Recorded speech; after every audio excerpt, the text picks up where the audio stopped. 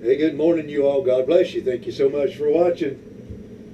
Well, last night here in the state of Virginia, in my county, I don't know about you flatlander counties, but we got just a little skiff of snow down here in the lowlands. I noticed that back here in the higher elevations at about 3,000 feet, the trees are literally covered, so I bet it's really cold up there this morning. It's 30 degrees here. I'm sitting in the workshop here. There's nothing I like better than sitting in front of my stove and doing these little old projects like what I'm getting ready to do right here. Now, the other day when I was back on the mountain, I was gathering some sourwood shafts. See those sourwood shafts I got right there? So I'm making my grandson a survival bow. See this right here? See the bow? That's what it looks like now. I just put a coat of paint on it, just old flat paint. So I took these things in there and sawed them down the length that I want. They're about 24 inches long. I think that'll be sufficient for a kid's bow, and he can learn how to shoot the thing that way.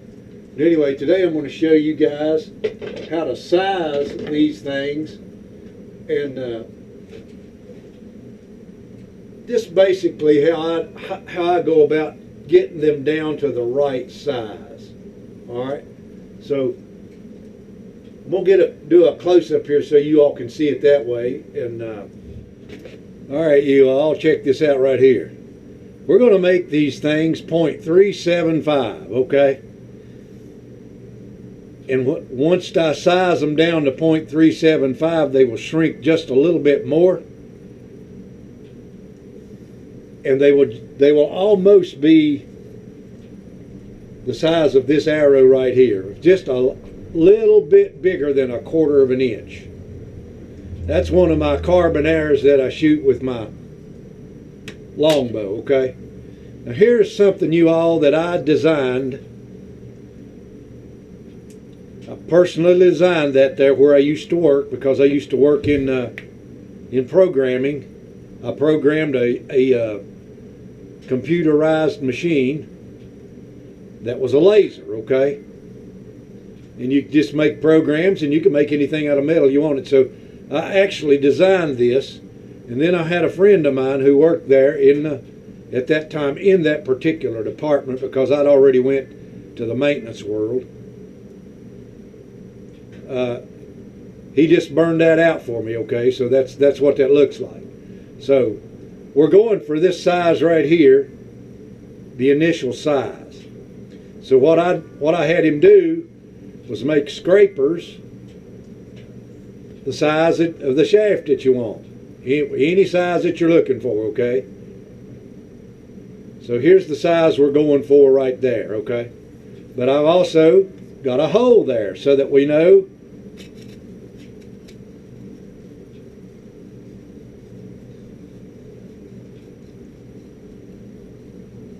when we're down to the right, have scraped it down to the right size, okay? So we know where we stopped right there. So all we do is we take that particular size and we just turn it over and we just scrape around and around.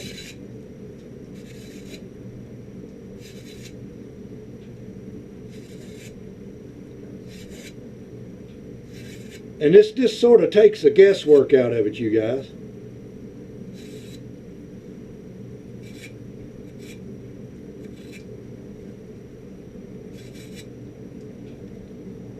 And you can pretty well just turn that thing.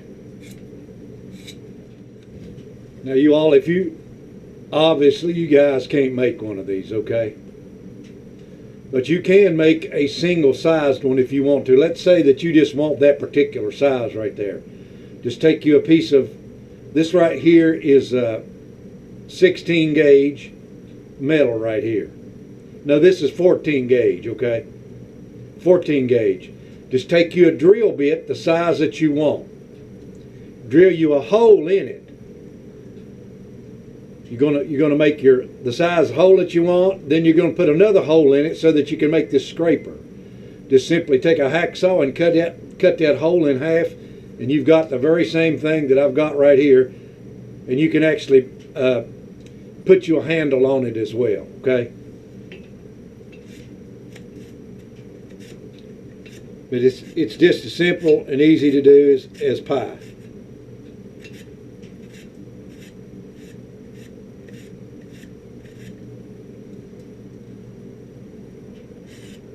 We are almost there on that. Now, when you get down there, when you're getting close, just go back and check it. See where you're at.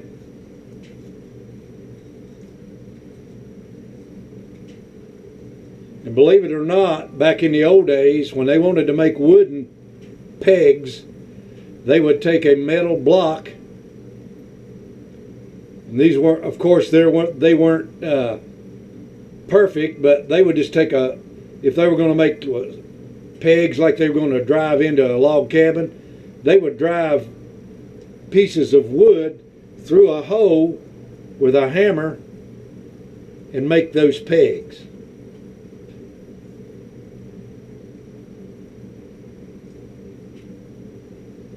And you want the edges to be sharp. You want, like these edges right here, you want them to be sharp so that they scrape.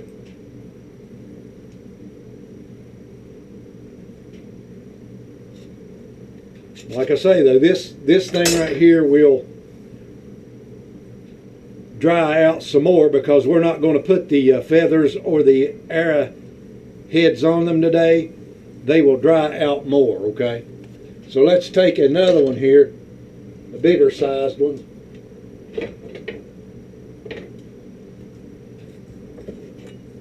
That won't go through the hole probably.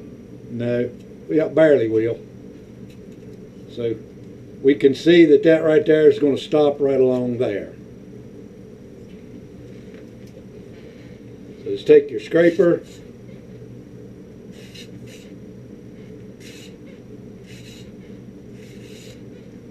And just scrape away.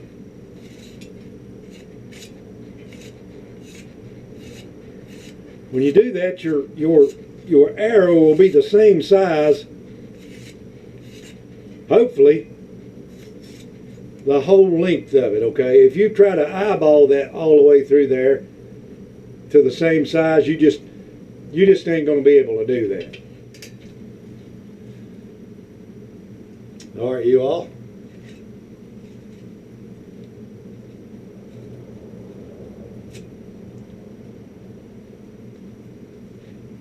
Simply how you do it right there. Sizing that shaft. Now we will continue to let it dry some more so that it gets shrunk down to the size that it's really going to be. Okay. That on that end. On this end it's just a fuzz.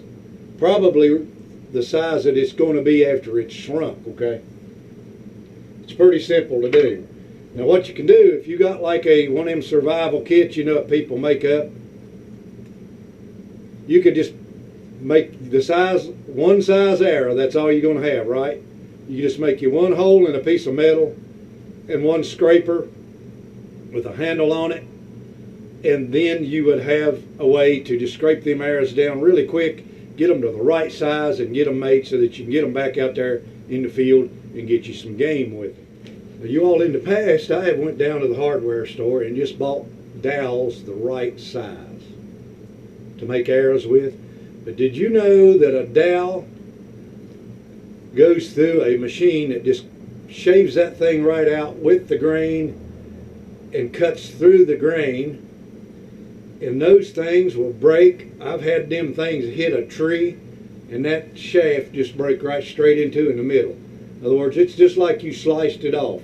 So these kind of arrows that you make this way, that you make by hand, are a whole lot better if you're using a wooden arrow than the dowels that you can go down there to the hardware store, like Lowe's or somewhere, and buy the things. because generally they're made out of some type of soft wood with no knots in it, for one thing, and they're very easily produced with the machine. They just simply take a high-powered machine and they force the wood through that machine, and it shaves those dowels off, and they break very, very easily. They also warp really, really bad, especially if you just got them sitting around. So just like to throw that in there, because I know somebody's just going to say, why don't you go down to the hardware store and do it? But what I'm showing you here today is a process of being able to make these things your own self, and they will be a whole lot better arrow, and you'll be a whole lot more pleased with the performance of them. This doesn't take that long, you all. I don't know, let's say probably 10 minutes to the arrow shaft. Turned out pretty nice.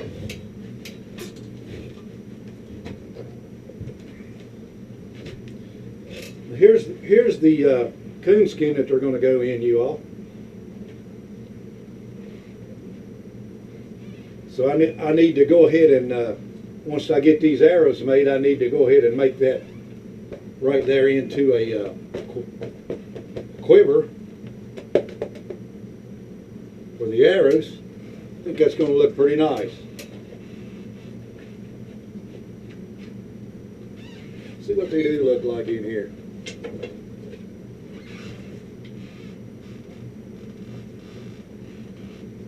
Well, I ain't finished them yet right here, right there, you all, but let's just stick them down in there. See what that's going to act like.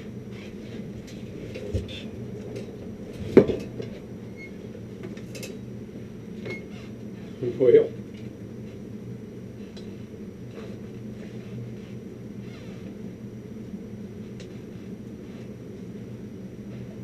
yeah, I think that's going to turn out pretty nice. So I need to get that sewn up there one day. All right, you all, with that, I'll let you go. I hope you have a Merry Christmas this year if I don't catch you on another video. I really appreciate you guys watching me over the years. I really, really do. It's a blessing to me to get to be able to come on YouTube and share some of my experiences with you and share some of my things that I like to do, the hunting, the fishing, but most of all, the gospel of Jesus Christ. So let's remember, you all, what this Christmas season is really about. It's about giving. It's not about receiving, but it's about giving. Thank you so much for watching. Have a great day.